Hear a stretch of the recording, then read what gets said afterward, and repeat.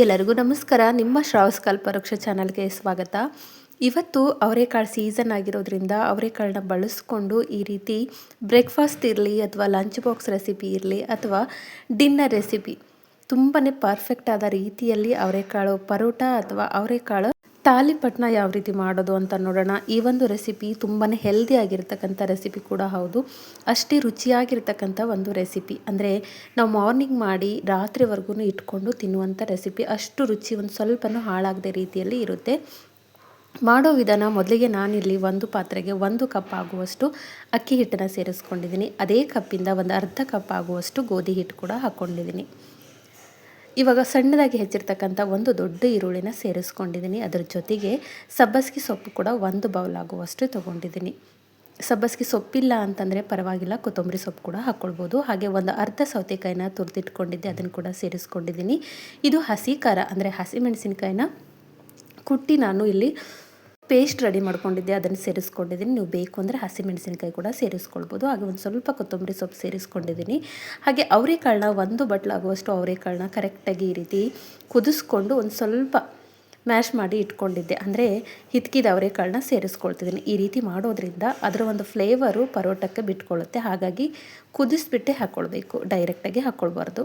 ಹಾಗೆ ರುಚಿಗೆ ತಕ್ಕಷ್ಟು ಉಪ್ಪು, ಒಂದು ಅರ್ಧ ಸ್ಪೂನ್ ಆಗುವಷ್ಟು ಜೀರಿಗೆ ಸೇರಿಸ್ಕೊಂಡಿದ್ದೀನಿ. ಇವಾಗ ಇದನ್ನು ನೀರು ಹಾಕದೆ ಕಲಿಸ್ಕೊಳ್ಳೋಣ.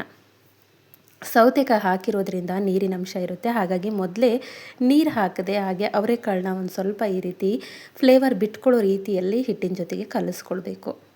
ಇದ್ರ ಜೊತೆಗೆ ನೀವು ಕ್ಯಾರೆಟ್ ತುರಿ ಕೂಡ ಹಾಕ್ಕೊಳ್ಬೋದು. ಅಂದರೆ ಕ್ಯಾರೆಟ್ ಇತ್ತು ಅಂತಂದರೆ ತುರಿದು ಕೂಡ ಅದನ್ನು ಕೂಡ ಸೇರಿಸ್ಕೊಳ್ಬೋದು. ನಿಮಗೆ ಹಸಿ ಖಾರ ಇಷ್ಟ ಇಲ್ಲ ಅಂತಂದರೆ ನೀವು ಹಸಿಮೆಣಸಿನಕಾಯಿನ ಹೆಚ್ಚಿಗೆ ಸಣ್ಣದಾಗಿ ಕಟ್ ಮಾಡಿ ಕೂಡ ಹಾಕ್ಕೊಳ್ಬೋದು.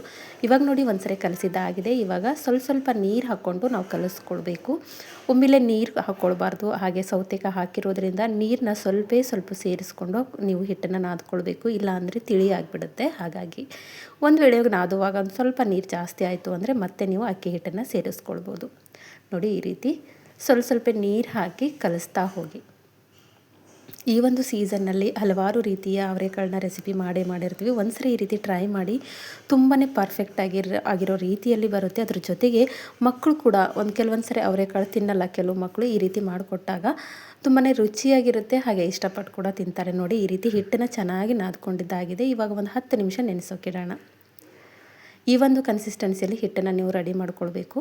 ಇವಾಗ ನೋಡಿ ಒಂದು 10 ನಿಮಿಷ ಆಗಿತ್ತು.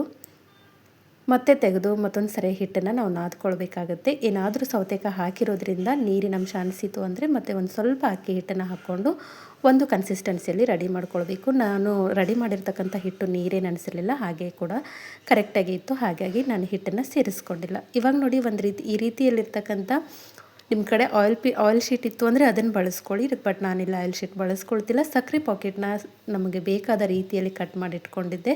ಅದ್ರ ಮೇಲ್ಗಡೆ ಒಂದು ಸ್ವಲ್ಪ ಎಣ್ಣೆ ಹಚ್ಕೊಂಡಿದ್ದೀನಿ. ನೋಡಿ, ಈ ರೀತಿ ನಿಮ್ಗೆ ಎಷ್ಟು ಬೇಕೋ ಅಷ್ಟು ಹಿಟ್ಟನ್ನು ಹಾಕ್ಕೊಂಡು ಮೇಲ್ಗಡೆ ಅಂದರೆ ಪೇಪರ್ ಮೇಲ್ಗಡೆ ಎಣ್ಣೆ ಹಚ್ಕೊಂಡು ನಾವು ಈ ರೀತಿ ಹಿಟ್ಟನ್ನು ರೆಡಿ ಮಾಡಿಕೊಂಡು ತಟ್ತಾ ಹೋಗಬೇಕು. ಈ ತಾಲಿಪಟ್ಟು ಅಥವಾ ಹೋಳಿಗೆನ ತಟ್ತೀವಲ್ಲ, ಅದೇ ರೀತಿಯಲ್ಲಿ ಈ ರೀತಿ ಸ್ಪ್ರೆಡ್ ಮಾಡ್ತಾ ಹೋದರೆ ಆರಾಮಾಗಿ ಬರುತ್ತೆ. ಅಕ್ಕಿ ರೊಟ್ಟಿ ತಟ್ಟೋ ರೀತಿಯಲ್ಲಿ ಇದನ್ನು ಕೂಡ ನೀವು ತಟ್ತಾ ಹೋಗಿ. ನೋಡಿ, ಈ ರೀತಿ ಸರ್ಕಲಾಗೆ ಬರಬೇಕು ಅಂತ ಏನಿಲ್ಲ, ಯಾವ ರೀತಿ ಆದರೂ ಪರವಾಗಿಲ್ಲ. ಒಟ್ಟಲ್ಲಿ ತೀರಾ ತಿಳುವೂ ಆಗಬಾರ್ದು, ತೀರಾ ದಪ್ಪವು ಕೂಡ ಆಗಬಾರ್ದು. ಆ ರೀತಿಯಲ್ಲಿ ನಾವು ತಟ್ತಾ ಹೋಗಬೇಕು. ನೋಡಿ, ಸೈಜ್ ಇಷ್ಟು ಮಾಡ್ಕೊಂಡಿದ್ದೀನಿ. ನೀವು ಬೇಕು ಅಂದರೆ ಜಾಸ್ತಿ ಹಿಟ್ಟು ತೊಗೊಂಡು ದೊಡ್ಡ ಸೈಜಲ್ಲಿ ಕೂಡ ತಟ್ಕೊಳ್ಬೋದು. ಯಾಕೆ ನಾನು ಈ ಒಂದು ಸಕ್ಕರೆ ಪಾಕೆಟ್ ಬಳಸ್ಕೊಂಡಿದ್ದೀನಿ ಅಂತಂದರೆ, ನೋಡಿ, ಆಯಿಲ್ ಶೀಟ್ಗಿಂತ ತುಂಬಾ ಪರ್ಫೆಕ್ಟಾಗಿ ನಾವು ಇದನ್ನು ಬಿಡಿಸ್ಕೊಳ್ಬೋದು. ಈ ರೀತಿ ನಾವು ಹೋಳಿಗೆಗೂ ಕೂಡ ಇದೇ ರೀತಿಯಲ್ಲಿ ಪೇಪರ್ನ ಬಳಸ್ಕೊಂಡಿರ್ತೀನಿ. ಬಿಡಿಸುವಾಗ ತುಂಬಾ ಪರ್ಫೆಕ್ಟಾಗಿ ಬರುತ್ತೆ ಅನ್ನೋದಕ್ಕೋಸ್ಕರ ಈ ಸೈಡಲ್ಲಿ ಆಲ್ರೆಡಿ ಗ್ಯಾಸ್ ಮೇಲೆ ನಾನು ಹಂಚಿನ ಕಾಯ್ಲಿಕ್ಕೆ ಇಟ್ಟಿದ್ದೆ.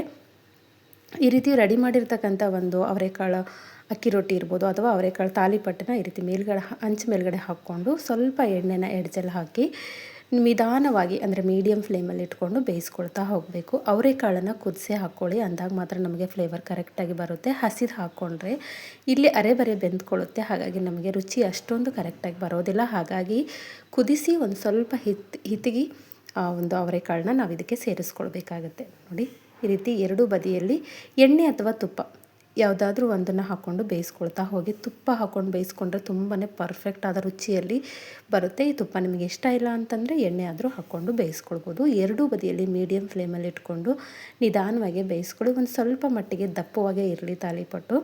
ಅಥವಾ ಅಕ್ಕಿ ರೊಟ್ಟಿ, ಅವರೆಕಾಳಿನ ಅಕ್ಕಿ ರೊಟ್ಟಿ ಒಂದು ಸ್ವಲ್ಪ ದಪ್ಪ ಇತ್ತು ಅಂತಂದರೆ ರುಚಿ ಇನ್ನೊಂದು ಸ್ವಲ್ಪ ಜಾಸ್ತಿ ಆಗುತ್ತೆ ಅನ್ನೋದಕ್ಕೋಸ್ಕರ ದಪ್ಪವಾಗೇ ಮಾಡ್ಕೊಂಡಿದ್ದೀನಿ. ನೋಡಿ ಇವಾಗ ಕರೆಕ್ಟಾಗಿ ಬೆಂದ್ಕೊಂಡಿದೆ. ಒಂದು ಸ್ವಲ್ಪ ಈ ರೀತಿ ಕೆಂಪು ರೀತಿಯಲ್ಲಿ ಆಯಿತು ಅಂದರೆ ಸಾಕು. ಈ ರೀತಿ ಆಯಿತು ಅಂದರೆ ಸಾಕು. ಗ್ಯಾಸ್ನ ಆಫ್ ಮಾಡಿಕೊಂಡು ಇದನ್ನು ತಗೊಂಡ್ಬಿಡೋಣ. ಪ್ರತಿಯೊಂದು ತಾಲಿಪಟ್ಟನ್ನು ಇದೇ ರೀತಿಯಲ್ಲಿ ಅಥವಾ ಅವರೆಕಾಳು ರೊಟ್ಟಿನ ಇದೇ ರೀತಿಯಲ್ಲಿ ಬೇಯಿಸ್ಕೊಳ್ಬೇಕು. ನಮ್ಮ ಉತ್ತರ ಕರ್ನಾಟಕ ಸೈಡಲ್ಲಿ ಇದೇ ರೀತಿಯಲ್ಲಿ ನಾವು ತಾಲಿಪಟ್ಟು ಕೂಡ ಮಾಡ್ಕೊಳ್ತೀವಿ.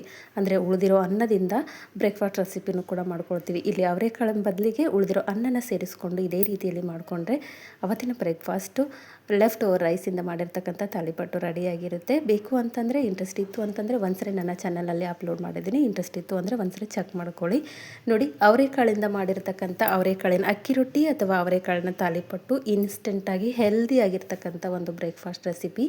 ಇದು ಬರೀ ಬ್ರೇಕ್ಫಾಸ್ಟ್ ಅಂತಲ್ಲ, ರಾತ್ರಿ ಡಿನ್ನರಿಗೆ ಕೂಡ ಬಳಸ್ಕೊಳ್ಬೋದು ಅಥವಾ ಲಂಚ್ ಬಾಕ್ಸಿಗೆ ಹೇಳಿ ಮಾಡಿಸಿರ್ತಕ್ಕಂಥ ಒಂದು ರೆಸಿಪಿ. ಯಾವುದೇ ರೀತಿಯ ಚಟ್ನಿ ಅವಶ್ಯಕತೆಯೇ ಇರೋದಿಲ್ಲ. ಆದರೆ ನಾನಿಲ್ಲಿ ಒಂದು ಕಾಯಿ ಚಟ್ನಿನ ಮಾಡ್ಕೊಂಡಿದ್ದೆ. ಕಾಯಿ ಚಟ್ನಿನೇ ಬೇಕು ಅಂತಲ್ಲ, ನೀವು ಬೇಕು ಅಂದರೆ ಕೆಂಪು ಚಟ್ನಿ ಜೊತೆ ಕೂಡ ಸರ್ವ್ ಮಾಡ್ಕೊಳ್ಬೋದು.